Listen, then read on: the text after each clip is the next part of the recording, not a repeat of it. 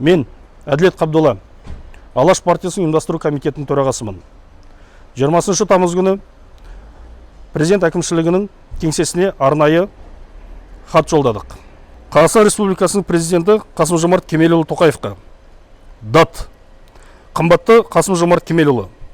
Президент мырза, мемлекетіміздің ең негізгі приоритеті ол қарапайым халықтың әл-ауқатын, тұрмысын жақсарта отырып, өмір сүру деңгейін көтеру болып табылады.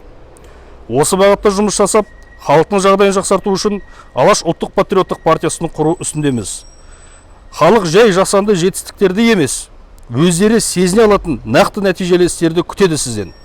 Алматы облысында бірнеше миллион адамдар өмір сүреді. Соның ішінде мыңдаған азаматтар, өкінішке орай, олар көмекті сізден емес, облыс әкімі Амандық Баталовтан емес, тіркелмеген Алаш партиясынан күтеді.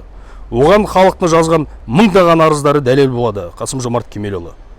Ауылдық жерлерде, саяжайларда тұратын халық әлеуметтік, тұрмыстық жағдай өте төмен. Жергілікті атқарушы орган халықтың тұрмысын жақсартуға асықпайды, керісінше кедергі жасайды.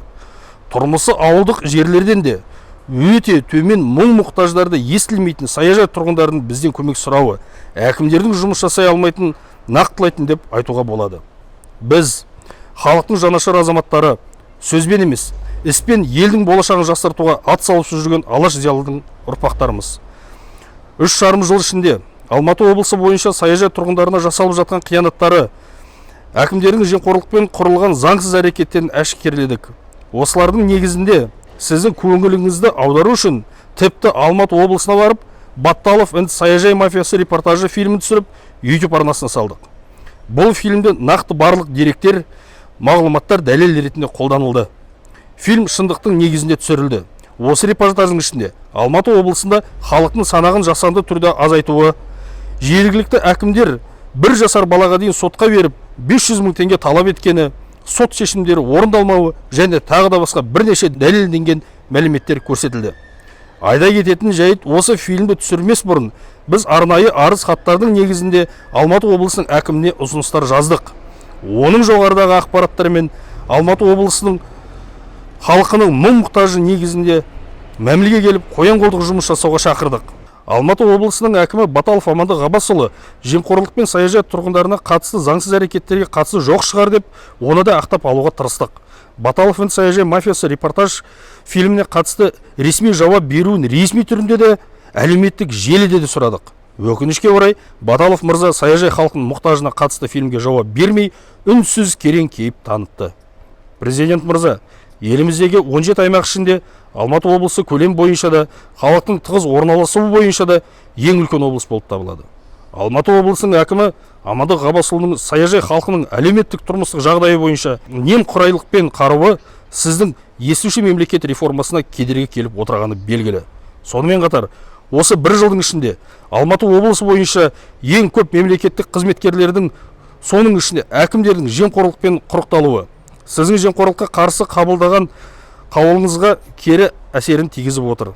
Сыбайлас жемқорлыққа қарсы күрес еліміздің стратегиялық дамуының негізгі басымдықтарының бірі екенін бүкіл әлемге және халыққа жар салып айттыңыз.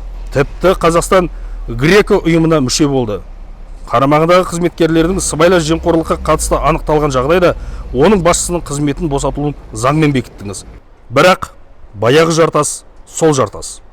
Баталов осы күнге дейін жұмыстан кеткен жоқ. Тіпті зейнет жасы келсе де отырған орнынан қозғалмай отыр. Естуші мемлекет реформасы жай көзбояушылық па? Президент мырза, сіз ел президенті болған соң, сіздің реформаларыңызды қарамағыңыздағы жұмысшылар сөзсіз орындау қажет. Сыбайлас жемқорлық тәуекелдерін заңнамамен сараптау жұмыстарын күшейтуге тапсырма беріп отырсыз. Осының барлығы Алматы облысының әкіміне неге қолданылмайды? Баталов Амандық Ғаббасұлы зейнет жасынан асып, мемлекеттік қызметте болу мерзімінен артық отыр. Ол да заңға қайшы емес пе, президент мырза? Заң барлығына бірдей. Демек, заңды құқықтық мемлекет орнату үшін оны орындау және орындата білу керек. Өз тарапымыздан немқұрайлықтар мен заңсыз әрекеттер арқылы халықтың наразылығын тудырып отырған патша әкімдерге қарсымыз. Алматы облысы бойынша заңсыз әрекеттердің етек алуы, саяжай тұрғындарының наразылықтарын өршітіп, жағдайы ушықтырып отыр. біз өз тарапымыздан осы саяжайларда, ауылдарда орын алып отырған мәселелер бойынша шешу механизмдерін ұсынуға дайынбыз. 3,5 жылдан астам уақытта жасалған, анықталған мәліметтер негізінде кемшіліктерді жойып, жұмыс жасауға мүмкіндіктер бар. Осы ұсыныстар арқылы миллиондаған халықтың тұрмысын жақсартып отырып, жемқорлық қылмыскерлерін жоюға болады.